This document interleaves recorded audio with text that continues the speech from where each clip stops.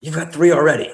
There's scores of insurance companies. They're all going to come. We've got a couple big asset managers only. One guy bought 600 million yesterday. I was talking to him. He was like, well, how far are we ahead or behind? I was like, you're on first base in the first inning. Yeah, exactly. And so we're going to see these movements in these institutional buckets over the next couple years. And so I think 50,000 next year may be easy, and 100 or 150,000 the next. That's just as the money moves in. Hey everyone, welcome to Currency.com's channel with your host John at Real John Doe. We have a surprise in this video for you guys, so sit tight because I will be interviewing one of the biggest Bitcoin bulls, Mike Novogratz, where we will talk about Bitcoin, Ethereum, a little bit of his stories, and his overall outlook on crypto and blockchain development for the future. One more thing, if you don't want to miss out on future videos like this, hit that subscribe button because we have plenty more coming. And also, if you do enjoy this video, don't forget to smash that like button. I shouldn't lecture because I got no idea your audience and who we're talking to. Well, that's one thing I wanted to talk to you about is like the development in blockchain, like ICOs, DeFi, speculation, all that. Which one do you see having the biggest impact? Like we use that comparison to Uber. What do you think? Well, listen, I'm going to answer the question 2 ways. In the next 18 months, the biggest movement of capital is going to be institutions into Bitcoin. Okay. And it's going to be more regulated. You're going to see some regulation come out today or tomorrow in the US. And then next week, some tougher regulation around ICOs. Yeah. And so because as institutions want to come in, they want to kind of have a similar rule set that they already have. What creates change, what Travis Kalachnik did with the riding industry, was a guy who's willing to like break the rules, push the regulations. And so what you're seeing in DeFi is a little bit of like, hey, we're doing this, catch me if you can. Places like my company, we can't participate. We can invest in the projects. We can't participate. Like I can't stake on you. I can't trade on Uniswap or stake on Wi-Fi because of know your customer rules. I think they're amazing projects. I like their tokens. And so what's going to happen is the rebels start creating a new system. And then at one point it gets big enough like Uber that the regulators say, hey, we have to actually figure out how it fits in. And, it rarely happens top down. It's bottom up.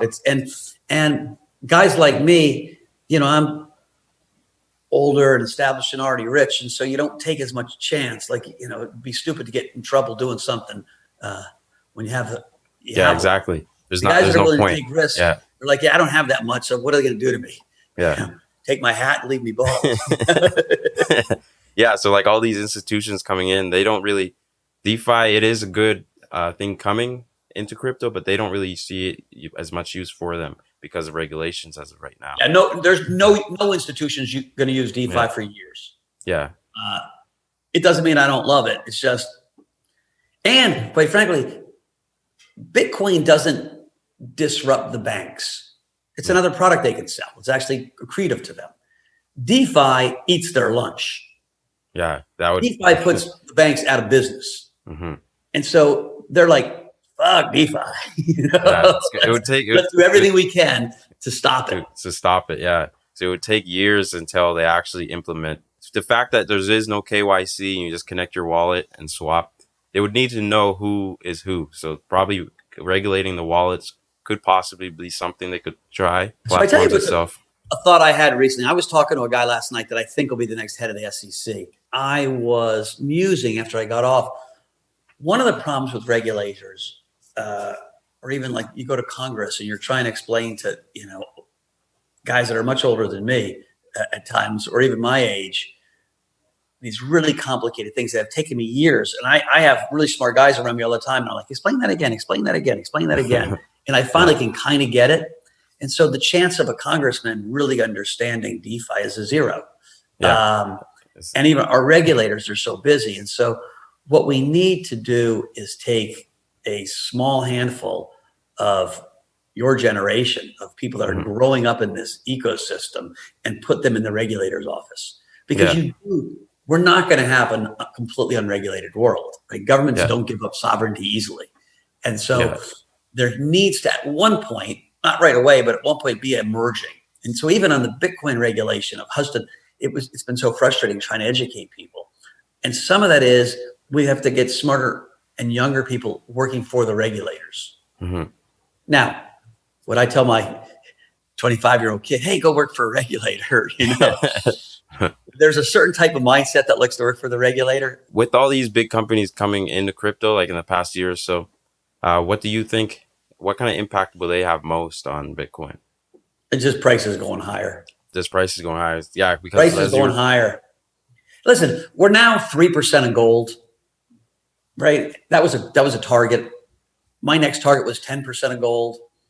But you think about the way the world works. As we get to 10% of gold, people are going to say, why are we only 10% of gold? We should be 20% of gold. Yeah. We should be 50% of gold. We should be the same as gold. We should be more than gold, right? As there's also a giant wealth transfer coming, right? The baby boomers are going to die, and they're going to finally give the money back to millennials and Gen kids. Z. Yeah. Millennials and Gen Z, 50% of your age people meet their significant other online. Yeah. 50% of marriages today are started online. My age, 0. Yeah. When I give lectures to older crowds, I'm like, whoever met their wife online? And who even went on a date online? And then I look at some guys, I'm like, I know you.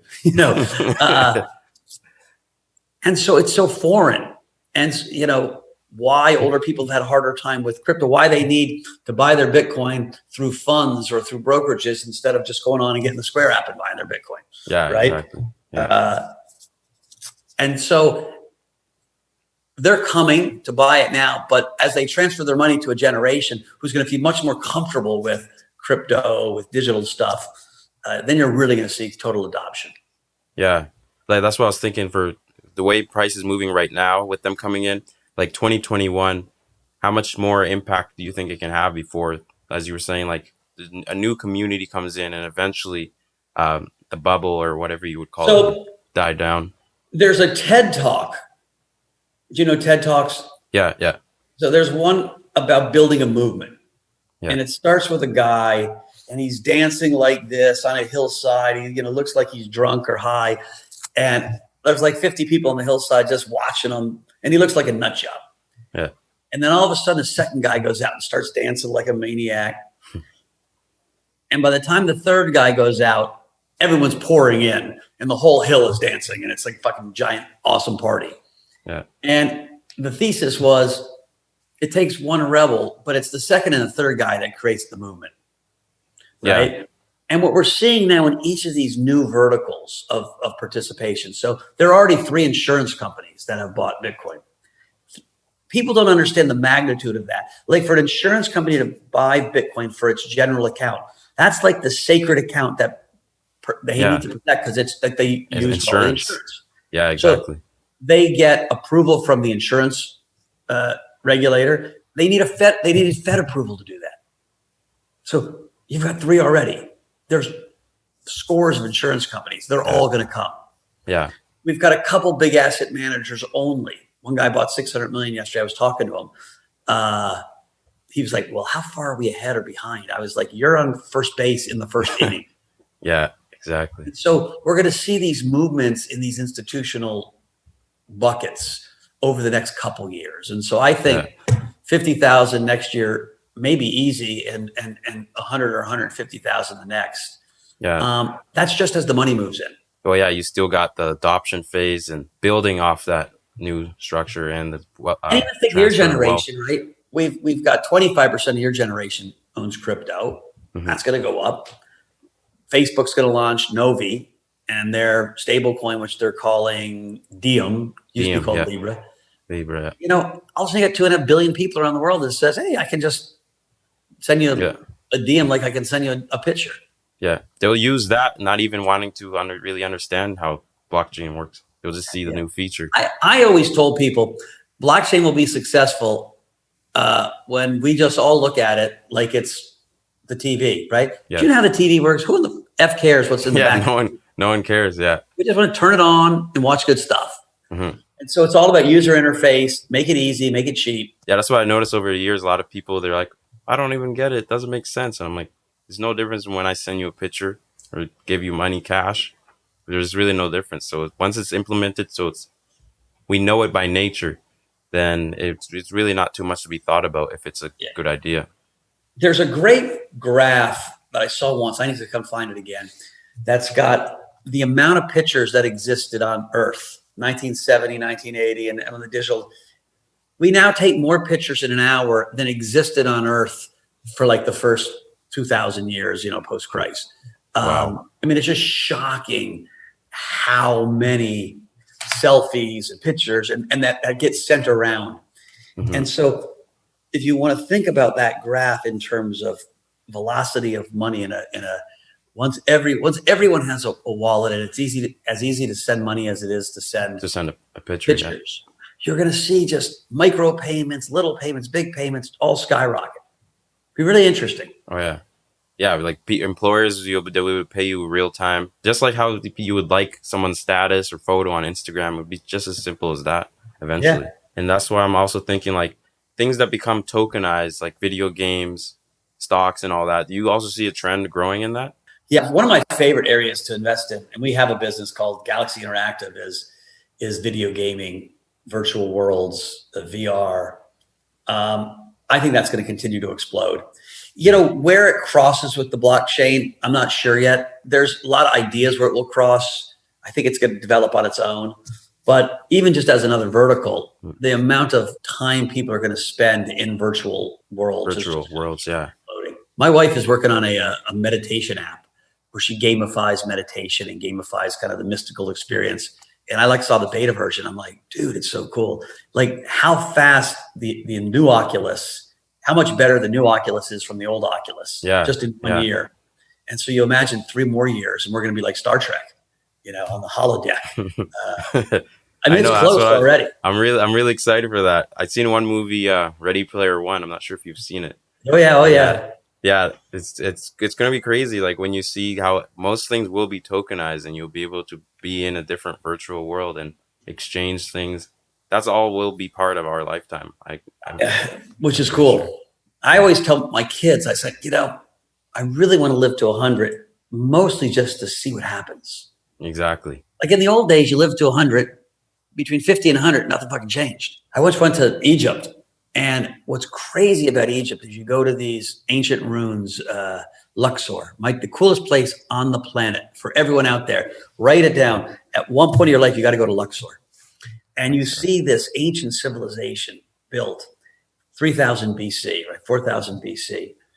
And what's crazy is you can't understand how they got the obelisks up or how they built the pyramid or how they pyramids. Like it's just, you're mesmerized at how they could have done it. You think aliens came down. But even crazier is then you go down the road, down through the desert, and you come to another one that's 2,000 years younger, and it's identical. The construction materials are identical. The windows in the same place. Like no evolution. And so like change happens so slow. 2,000 years and no change.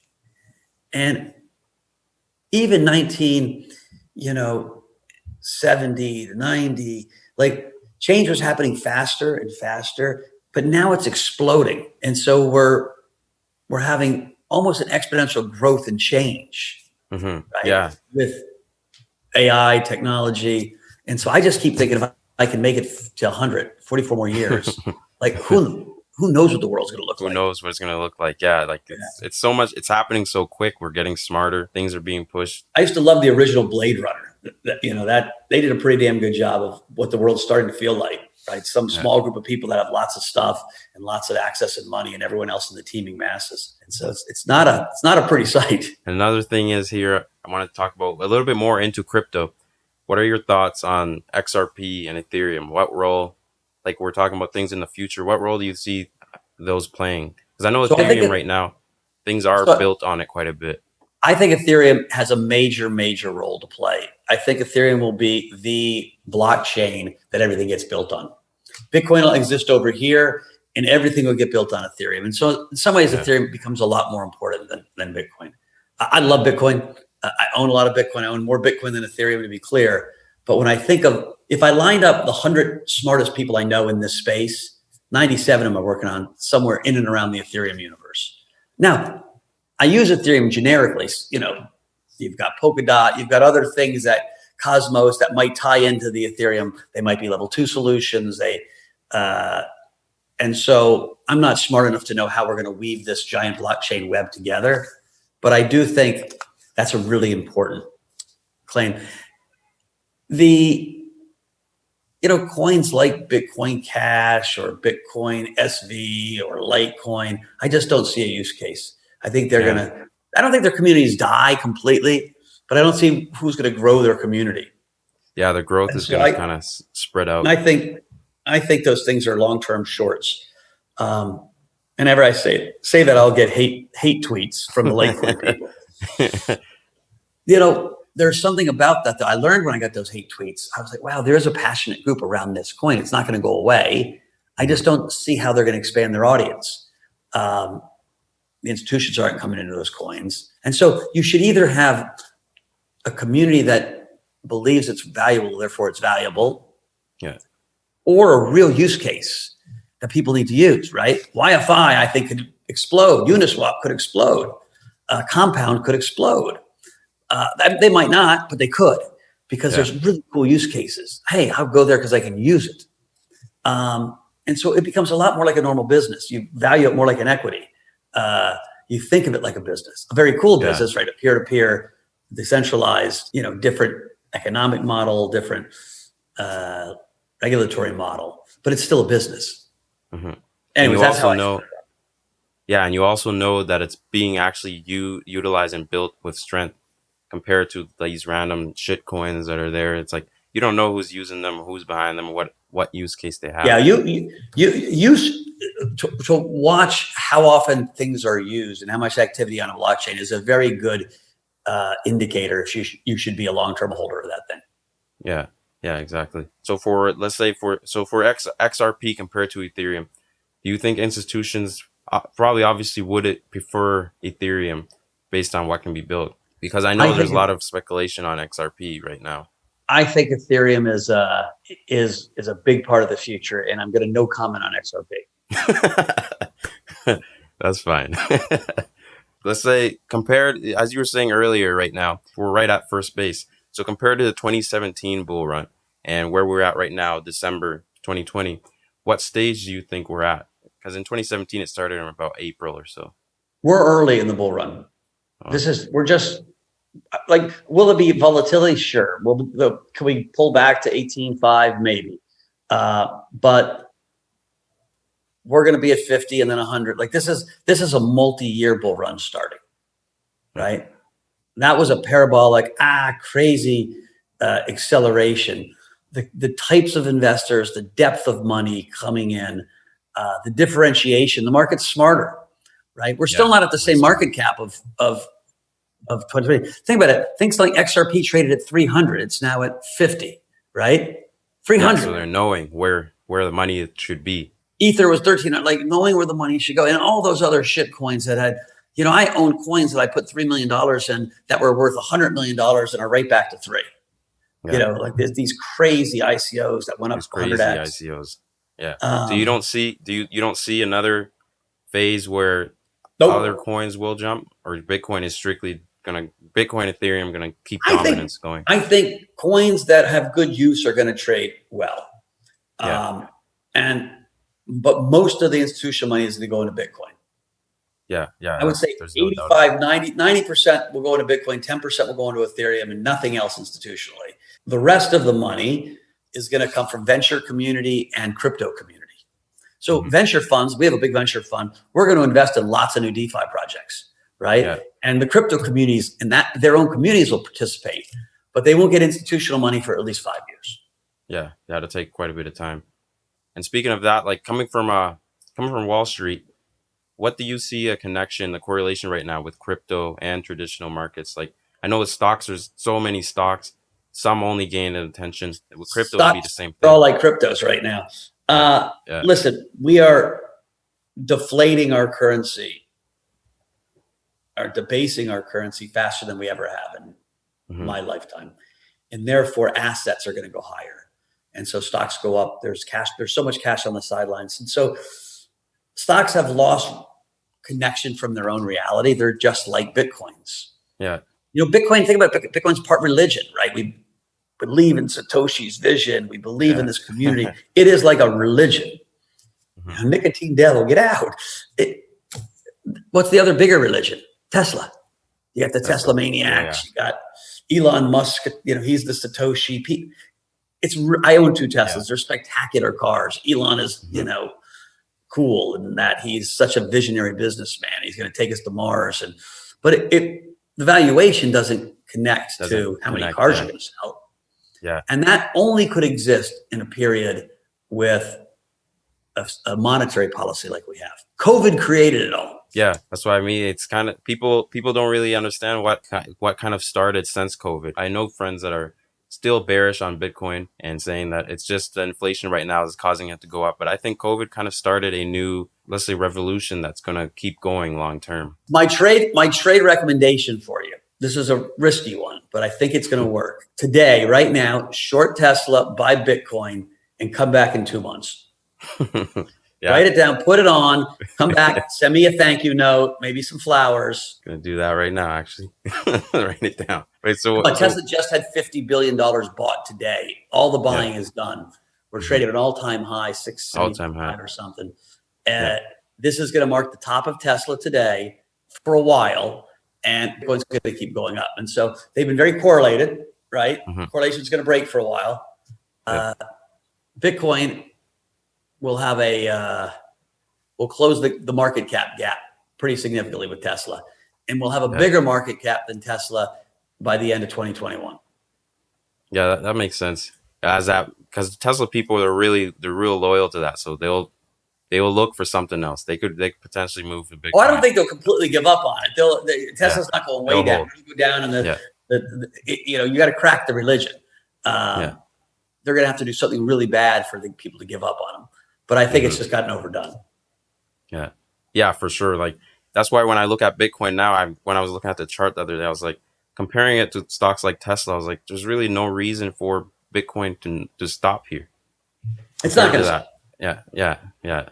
So like compare, let's say stocks, crypto, and commodities, gold. In the next few years or so, which one do you think? Well, obviously Bitcoin will take the lead, but do you think there will be a shift in the way people think? Like people continue to have so much commitment to stocks going up, or is more attention going to shift to Bitcoin or gold? I think Bitcoin and gold will still be sideshows in market cap terms, right? Listen, gold's going to go higher and Bitcoin's going to go higher, and Bitcoin's going to go higher faster than gold goes higher. But the stock market's huge, right? We have a $120 trillion stock market in the US. Bitcoin's not even $1 trillion. And so it's hard. I wouldn't put them in the same class even, but they're correlated right now because they're all going up because of monetary policy. Yeah. Like the other day I was looking at, I think it was Snapchat, and I was looking at Snapchat and Ethereum. The market caps were very close. And I was like, if Snapchat can do those 20% days, there's no reason why Ethereum can't, based on the use case. Because Snapchat, I know it has Ethereum is going to get valued like a network, like Facebook. Like the more people that build on it, the more people that use it, it still has hills to climb. What's cool about Bitcoin is it's finished. You don't have to change Bitcoin at all for it to fulfill its destiny. Ethereum, we're in this transition at ETH2. It's got this is a 3-year process to really get ETH running scalable things on it. Some stuff will run now on ETH1 and on level 2 scaling solutions, but for it to really start being a vibrant part of the economy, we're probably 3 or 4 years away. Where Bitcoin's don't. Like they're not going to. We'll come back in 5 years. Bitcoin will look just like it looks today, and nothing's going to change there. And I know there's even like things like Bitcoin Cash. Let's say all those other shitcoins. They're never going to replace what Bitcoin is, because Bitcoin, you don't need to change anything. It's just people are going to learn about it and be like, this is a great idea. And then Ethereum is the one that they kind of look at what developments are being used and done. We're thinking the same way. Great minds think alike. So where are you podcasting from? Where are you from? Canada. You're Canadian. Yeah, Alberta, Canada. No wonder you like all the Ethereum guys. Quite a bit of them are over here. in Vancouver, Toronto. Let's talk about exchanges a little bit, like centralized exchanges like Coinbase, Currency, Binance.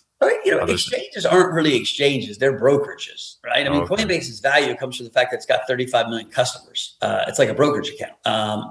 They have an exchange, but because crypto is global, right? You think about the New York Stock Exchange. What service does it provide? Anyone who wants to exchange shares in my glasses company does it at that space.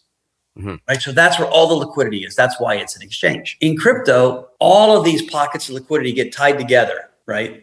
Through arbitrage business. We own one right here, Jump, Jane Street, Susquehanna, all these fast pools of capital that are connected to Binance and Wobi and Coinbase and Gemini and BitMEX and, Bitstamp. And so it's really one giant pool of capital that's interconnected. Exchanges are there to create liquidity. You create liquidity by having people care about a common story. If people cared about, if these became the coolest blue glasses in the world, we all cared about it, lots of people would be bidding and offering and you'd have liquidity, right? Yeah, exactly. If no one else cared about glasses, I could say, hey, now I'm on eBay hoping to sell them at, $4. And so why Bitcoin has the most liquidity is it's because it's got the story that the most people around the world think about. And why, when I bought a coin, Red Farm or Red something shit. Why a small coin in Vietnam doesn't have this much liquidity is because only a small amount of people are thinking about it. Yeah. And it's not supported by a lot of liquidity. There's a limit to how many big stories there can be. And it's crypto. When you think about it, Bitcoin has that story that's going to continue. And then now the next one, more than likely, is Ethereum. And also I noticed quite a bit of stable coins are coming in. Do you also see other countries bringing in stable coins? 100%. 100%. We are going to have a big booming stablecoin industry. It's probably not next year. It keeps growing next year, but 3 years from now, foreign exchange desks are going to trade stablecoins. It's like it will be what we do. And do you see stablecoins being also a bridge to add liquidity to other crypto in general? 100%. Because once everyone has the same wallet, right? Like the Novi wallet is going to be great for Bitcoin because even though it's meant to just be a stable, diem to diem, but they're also going to have Bitcoin on it. You can use it for Bitcoin. So it's the same architecture, it's the same pipes, railways. Right now, if you try to trade foreign exchange at Goldman Sachs, they can't trade stablecoin foreign exchange. Yeah. But they're going to be like, wait a minute, if our customers are buying euros and digital, we better be able to do that. We better be able to do that. So it's going to be forced the banks to build that infrastructure, custody infrastructure, digital trading infrastructure, then they might as well throw Ethereum and Bitcoin and everything else on. Yeah. Yeah. Because that is pretty much the next generation for money right now is digitized currencies. And so what do you think of the next generation coming into crypto? Since everything's going to be digital, they're going to be able to just instantly, oh, look at this coin or look at this. I want to have grown up with hearing about it, right? Like it's not going to feel weird to them. Yeah, it's going to be already in them that it's second nature. Oh, I want to send you $5. Let me send it right now, digital. Yeah. Yeah. No, I had a bet on the election with some guy, and he owed me $1,000. And he said, "Well, do you have?" I said, "Venmo. You can Venmo me," but he didn't have Venmo. I said, "Well, you can send me some Bitcoin." Yeah. And he was like, "Yeah, I guess I can." Because other than that, you're like going to write a check and put it in the mail and send it. And so he's wiring me my $1,000 worth of Bitcoin. And then you got to wait. But then was it his first time using Bitcoin? It is. He hasn't done it yet. Oh, okay. Yeah. So he's going to fall right in the rabbit hole now. That's what I told. I think the best way to get someone to start understanding it is to tell them, go buy $100 of Bitcoin and you got to set up a wallet, or I'll give you $100 of Bitcoin, but you got to set up a wallet so I can send it to you. How do you set up a wallet? Go figure it out. Yeah. That's usually the initial part is getting someone a wallet and they say, oh, just send me some Bitcoin. They're like, what? Yep. How do I do that? And then when they realize how simple it is, it's like, oh, why haven't I been using this whole time? That's how I initially even got into crypto, was sending payments cross border. It's like, oh, you don't have to use PayPal or anything like that. But the good thing is I seen PayPal now is supporting crypto in 2021. What are your thoughts? Yeah, what are your thoughts on that? Do you think? I think that was one of the three most important things that happened all year, right? 320 million customers, users, wallets, 90th biggest bank in America by deposit base, but biggest by amount of customers. And that scared every other financial institution into saying, shit, this is real. I got to get Yeah. I called it the shot heard around the banking system. So you think next year, time to come, you think banks and exchanges are gonna, you said exchanges are more like brokers, do you think they'll kind of merge, or I'm surprised that I'm sure JP Morgan or Goldman Sachs try to buy Coinbase, right? That makes too much sense. Yeah. Yes. Yeah, because I seen today Coinbase might be going public. I seen a post about it. It is going public. Well, they filed to go public, and I think listen, we hope it's a great IPO because that'll be great for our whole sector. It just shows you that we've arrived as a sector. So I got one final question here for you. So let's say the year now is 2050. Everything that happened with COVID, climate change, inflation, politics, everything else happened. Where do you see Bitcoin and crypto fitting in there? What role? What year is it? 2050. Well, it's hard to tell you. My guess is Bitcoin still exists. There's a decent chance it's become the reserve currency. People hold it as their wealth. Like gold became the reserve currency. The whole world's digitalized in that there's no paper money. You think? I think that could possibly be sooner than 2050. When you think about it could be. It certainly could be. What you don't understand is money is a political structure. Bitcoin's outside of our normal political structure, and all money is political because governments print it and decide to use it and spend it. We will probably have a different political structure in 2050.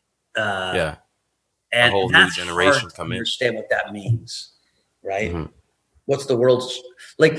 When I lived in Asia for 7 years, and when I left Asia, the year 2000, I was positive that China was slowly merging in an ethos to the U.S., to the West. Hardworking, loved the markets, smart technocrats that ran the place, had a good policy of allowing new leaders in to stay for 10 years. They would come in around 55 and go out at 65. Very rational. And all of a sudden, about 6 years ago, President Xi decided he wanted to become Emperor Xi. And within 6 years, whoa, was I completely wrong on China. This convergence became a divergence. And now we're in this political war, Cold War, trade war with China.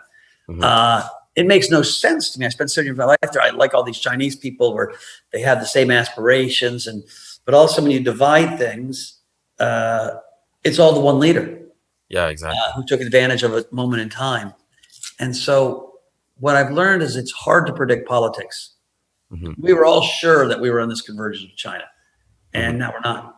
There's a shot, if Trump had been reelected, there would have been a greater than 30% shot that we would have, by the end of his term, the Chinese can't go to American universities. That would sound the most bizarre thing you could think about, right?